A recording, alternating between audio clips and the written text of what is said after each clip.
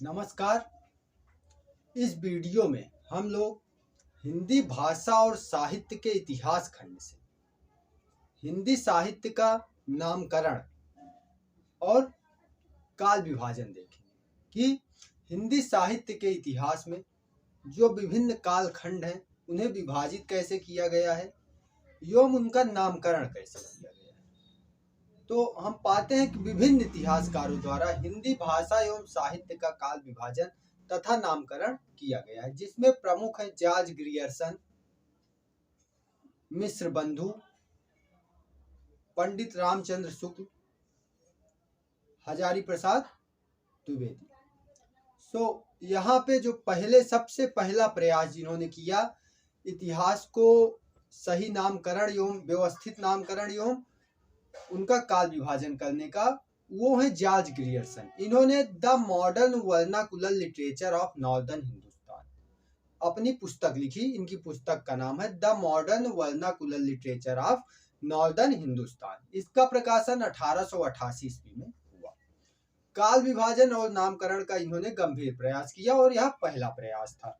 इससे पहले हमें कृतियां मिलती हैं लेकिन उसमें इस तरीके का प्रयास नहीं हुआ है। इन्होंने चारण काल, मुगल दरबार, 18वीं शताब्दी, कंपनी के शासन में हिंदुस्तान आदि इस तरीके के इन्होंने विभाजन किए। इसके बाद अगला आता है, जो अगले इतिहासकार आते हैं वो है मिश्र बंधु। मिश्र बंधु 3 भाई थे, सुखदेव बिहारी मिश्र, श्याम बिहारी मिश्र, गणेश बिहारी मिश्र। इनका जो संयुक्त ग्रंथ आता है, इतिहास ग्रंथ है मिश्र बंधु विनोद। इन्होंने इसको हिंदी साहित्य का काल जो है इसको 5 भागों में बांटा है।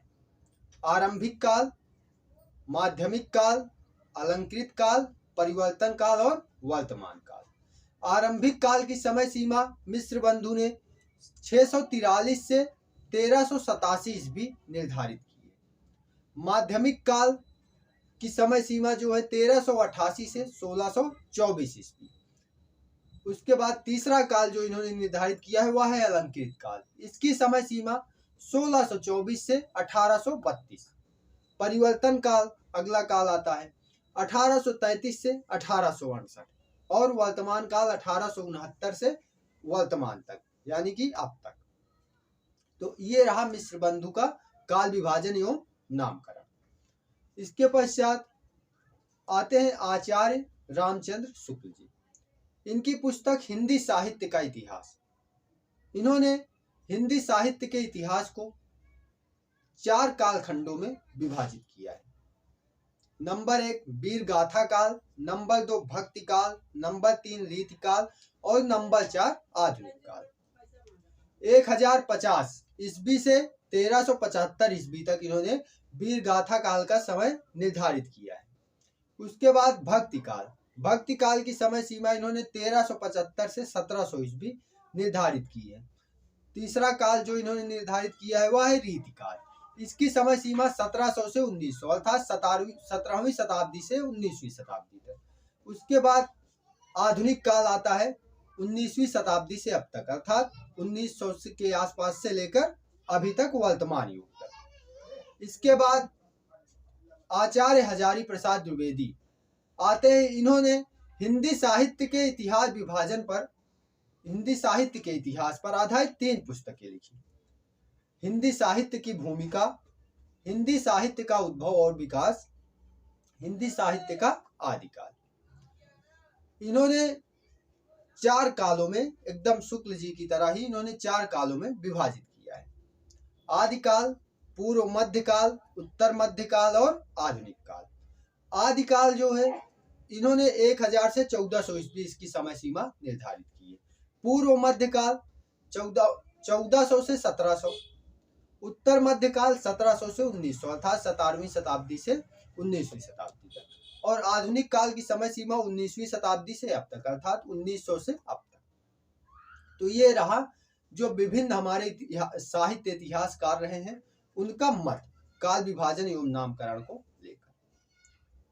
अब यहाँ पे आचार्य शुक्ल जो हैं इन्होंने जो सिद्धनाथ और जैन साहित्य है इसको छोड़ दिया है। इन्होंने इसको लेकर इसका जिक्र ही नहीं किया है इसमें अपने काल विभाजन और नामकरण में हिंदी साहित्य के इतिहास में, क्योंकि ये कहते हैं कि ये इसका जो साहित्य रहा है या सांप्रदायिक रहा है, इसीलिए शुक्ल जी इसको छोड़ देते हैं। ये रासो काव्य की 12 पुस्तकों को लेकर काल विभाजन करते हैं। इसमें से बहुत सारी अप्रामाणिक भी हैं, इस पर हम लोग आगे चर्चा करेंगे। तो यहाँ हमने देखा कि किस प्रकार से विभिन्न साहित्य इतिहासकारों के काल विभाजन और नामकरण को लेकर उनके मत क्या थे।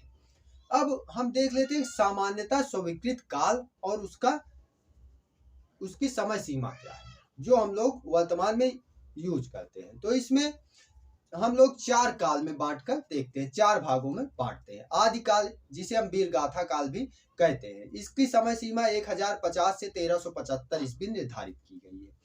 उसके बाद दूसरा पूर्व मध्य काल जिसे हम लोग भक्ति काल भी कहते हैं, इसकी समय सीमा 1375 से 1700 ईस्वी निर्धारित है। उसके बाद आता है उत्तर मध्य काल, इसे हम लोग रीतिकाल के नाम से भी जानते हैं। इसकी समय सीमा 1700 से 1900 ईस्वी निर्धारित है, अर्थात 17वीं शताब्दी से 19वीं शताब्दी तक। उसके बाद आधुनिक काल आता है जिसकी समय सीमा 19वीं शताब्दी से वर्तमान युग तक चल रही है। ठीक है, तो इस प्रकार हमने देखा हिंदी साहित्य के अंतर्गत काल विभाजन और नामकरण। अगले वीडियो में हम लोग आदिकाल पर चर्चा करेंगे। अगर आप लोग हिंदी साहित्य का काल विभाजन शॉर्ट में वीडियो देखना चाहते हैं तो चैनल पर अपलोडेड है, लिंक डिस्क्रिप्शन में मैं प्रोवाइड करा दूंगा, वहां से जाकर आप लोग देख सकते हैं। बाकी ये सीरीज अपनी कंटिन्यू चलने वाली है। चैनल को सब्सक्राइब कर लीजिएगा, वीडियो को लाइक करिएगा एंड शेयर करिएगा। मिलते हैं फिर अगले वीडियो में, तब तक के लिए धन्यवाद।